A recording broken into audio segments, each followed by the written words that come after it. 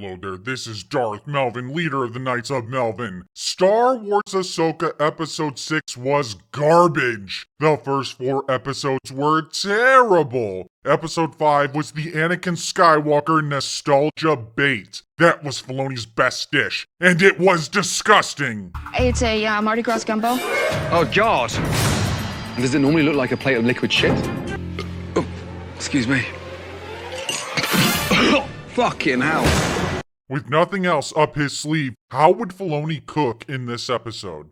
The episode starts off with the space whales in hyperspace, and Ahsoka's euphoric feelings from her latest acid trip seems to be fading. She's not interested in hearing a story from Hu Yang. I still have those stories in my archive memory. Would you like to hear one?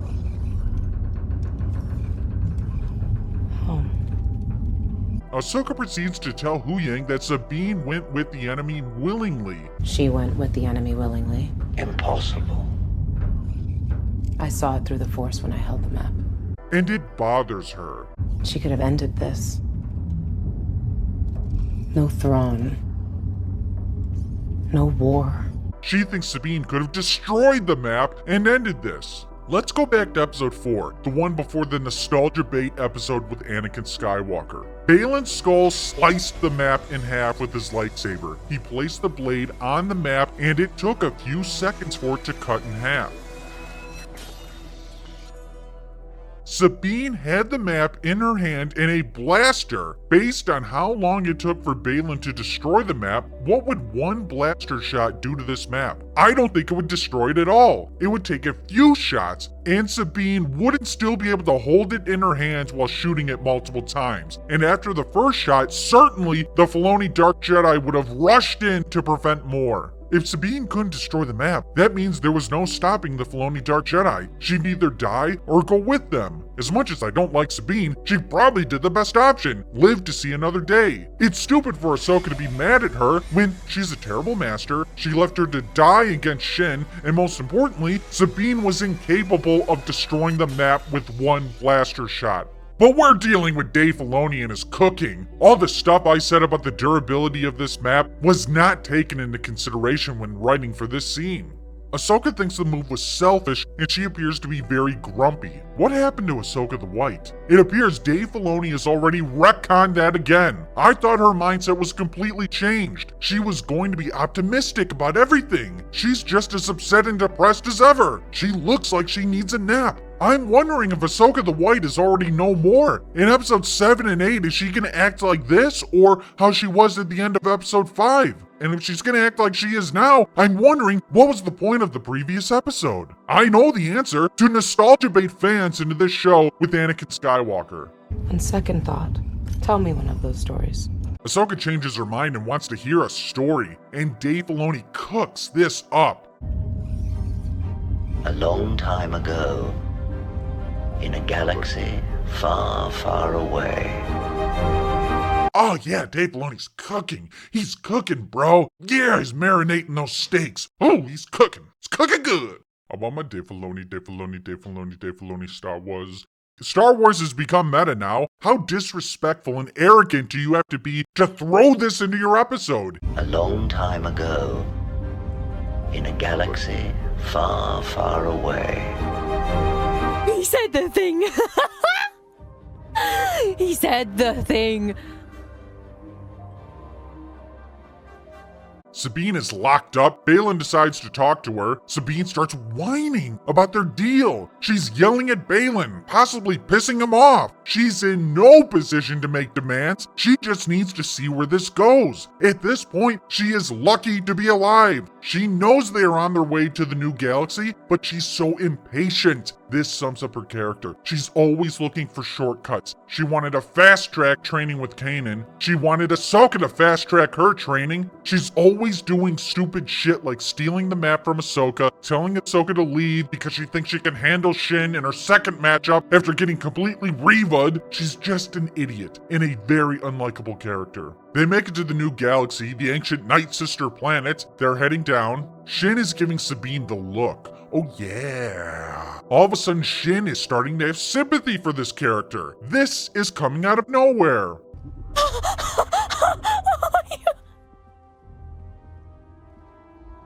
If you're wondering how they got here in the first place, Thank you, Great Mother. You heard our call to you in the dream. Your visions guided me across the stars. You do our ancestors credit. Thank you, Great Mother. the witches have more Pokeballs. Again, Sabine is yelling at Balin's skull.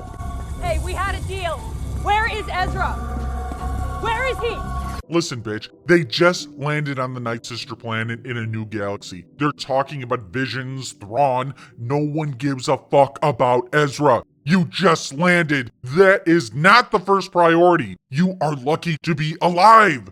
She's just a stupid, unlikable character. It's also very convenient they happen to have a jail cell within 15 seconds walking distance from the very spot the Filoni Dark Jedi landed. But we need to see the Pokeballs tie up Sabine. Fall of the Jedi, rise of the Empire. It repeats again and again and again. That sort of power is fleeting. What I seek is the beginning. So I may finally bring this cycle to an end. Filoni is cucking. This is the 6th episode of an 8-episode season. We still don't know what Balin's plan is. And that beginning is here.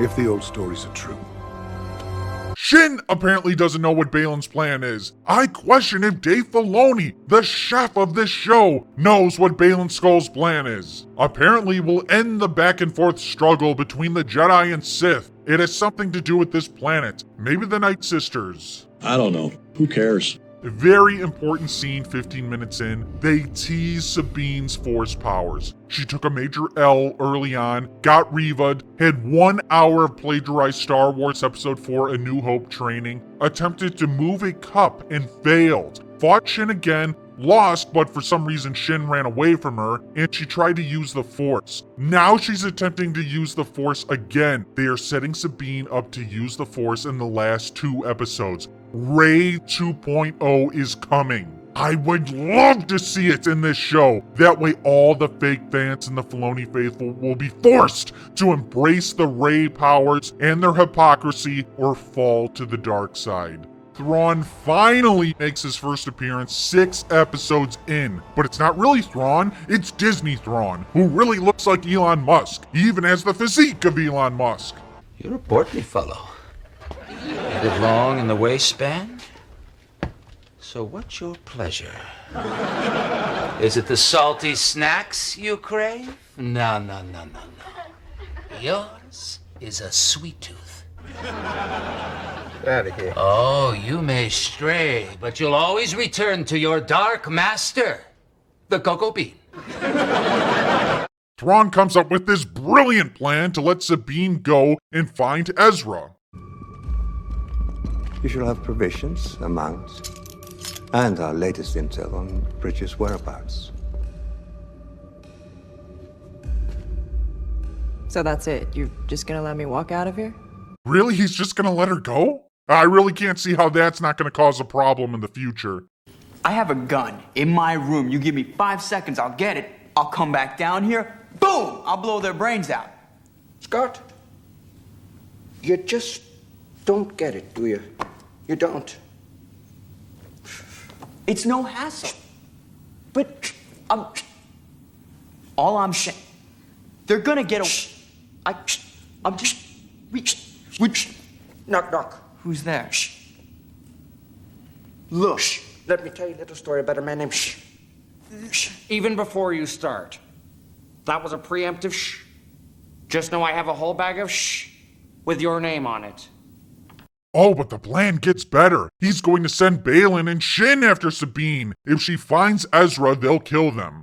You may follow her at your own pace. Yes, Grand Admiral. I thought you were to honor your agreement. And for some reason, Shin cares about Balin honoring his agreement with Sabine. She completely did not care when she sliced and diced everyone in the first episode, but when it comes to honoring agreements with people that are fake Jedi and get empowering haircuts, She feels emotion. What about the deal you had with her? I didn't give two shits when Balin Reva'd that guy and I chopped someone's wiener off with my lightsaber. What about the agreement? Oh, how could you, Balin? You're such a terrible person. I'm gonna slap you. Oh, I'm such a baddie. I'm Shin Hati the baddie. I run away from Ahsoka. I run away from Sabine. Ahsoka force pushed me into unconsciousness, and I'm an activist on Instagram.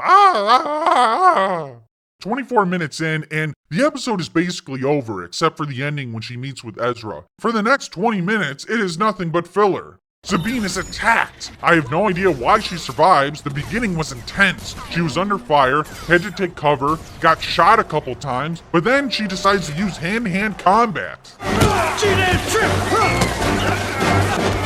Which I guess made her less susceptible to gunfire. She then pulls out her lightsaber, and her lightsaber works in typical Disney fashion, bouncing off people. I guess Dave Filoni, the savior of Star Wars, the apprentice to George Lucas, doesn't know how lightsabers work. Thrawn reveals that he would like the Filoni Dark Jedi to be stranded here. It's why he sent them all off on an adventure. I can't help but think, why did Balin travel all this way? Does it have anything to do with Thrawn? If not, how does he expect to get off this planet? What is his plan exactly? It's probably not a very good one. Doesn't he suspect Thrawn is purposely sending him away to ditch him? Does he care? And for Thrawn, he has no idea what Balin Skull wants. Wouldn't it have helped to talk to him just a little bit? Thrawn is supposed to be some really smart guy. He doesn't pick up that this mercenary is here for a greater reason. What might that reason be? We're just gonna have to see how this plays out in the next couple episodes, but you're sending Sabine out there when you could have killed her, and you're sending Balin and Shin out there when you don't know who they are, you don't know what they want. How do you know this is not going to blow up in your face? We cut back to Sabine, and let's be honest, this is the Sabine show. It's not the Ahsoka show, it's the Sabine show. You abandoned me! Should have known you were a coward. I see what once was the great witch kingdom of the Dathmiri. They seem eager to leave this place. Maybe we should too. Perhaps they flee a power greater than their own. Something calls to me. Can't you hear it? Something stirs here. Can't you see it?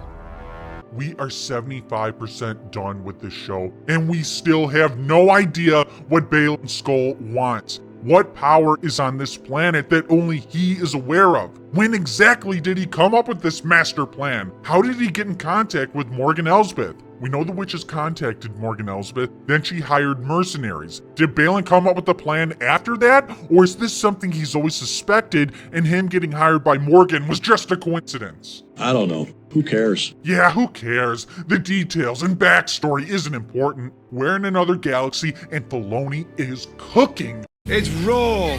It's fucking raw. Come on, man. It's raw. The guy can't change his underwear the right way. We haven't even served the fucking entree, so I need to get food out. Sabine finds Ezra, and it turns out Ezra has been living with the crab people this entire time. Crab people, taste like crab, talk like people, crab people. Again, a common thing with this show is so much happened off screen that we have questions about that will never get answered. In this case, Thrawn and Ezra travel to this galaxy together with the Purrgil, but how did they separate? Why does Thrawn seem to be thriving in this environment, eating pizza all the time, while Ezra is hiding and mating with the crab people? The Night Sisters tell Thrawn that Ahsoka is coming on the space whales, and Thrawn orders an attack on the space whales. Of your dark magic.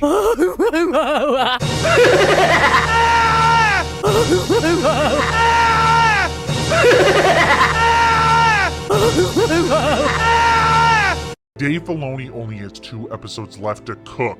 Unfortunately for our movement to avenge Star Wars, the Filoni faithful remain strong. The Star Wars NPCs and casuals are questioning my method of gatekeeping. To make it very clear, you either want Disney Star Wars to fail or you don't. I don't care if you like this show, if you think it is the best Disney Star Wars show we've got. I don't care if you like Dave Filoni's garbage cooking. I will never forget what Disney has done to this IP. They cannot fix the damage they've done to the story and characters. I will never accept any of it as canon, and I certainly never want Disney to succeed. In addition to Avenge Star Wars, we're pushing a movement to hashtag sell Star Wars. I'm not banking on Disney failing completely. A lot of that is in their control. But I am banking on triggering the fuck out of the whiny, Disney-loving, Rey ass-licking shills. You will never stop me from ripping apart your shit-ass Disney Star Wars. It doesn't matter how much you whine and cry to your mommies about me. I am growing stronger in the dark side every day. The Knights of Melvin are going to avenge Star Wars. The dark side of the Force is a pathway to many abilities some consider to be unnatural.